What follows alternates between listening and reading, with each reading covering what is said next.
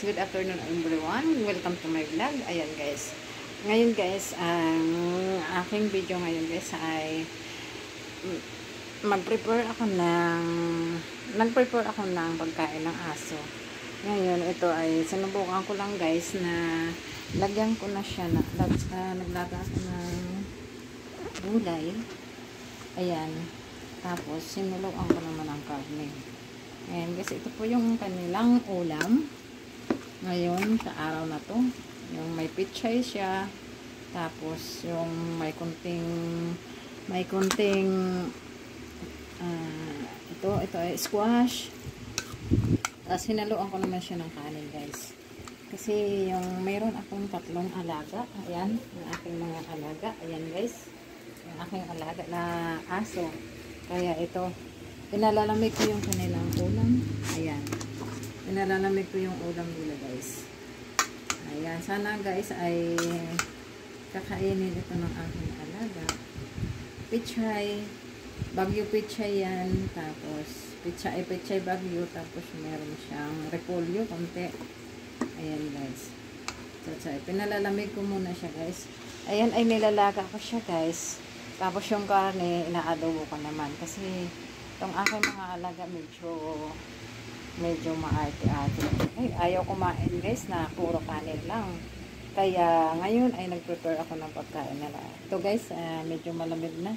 Kakamayin ko na siya. Malamig na yung pagkain nila. So, bawat lalagyan ko ng bawat sana ay magugustuhan ito ng aking mga parbibes. Ayan. Siguro 2 kainan ito nila. Mga 2 kainan yan. Ayan.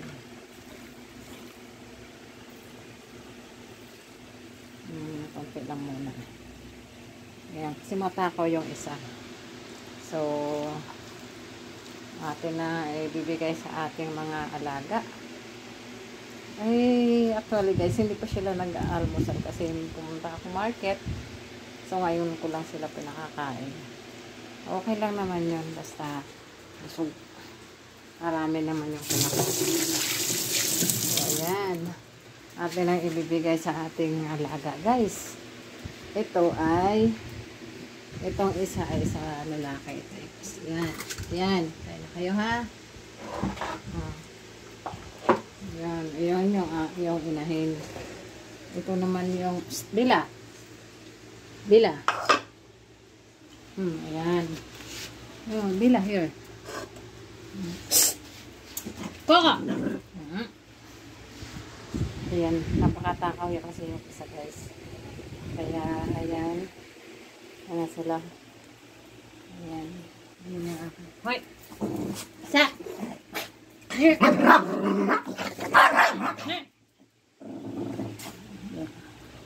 Ayan, ganyan. Ganyan ka.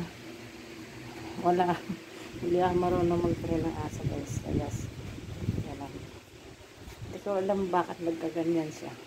Tumatakaw talaga ito ng pagkain. Ayan. Kaya, ayan guys. Ito na yung aking video ngayon sa aking mga parbibes.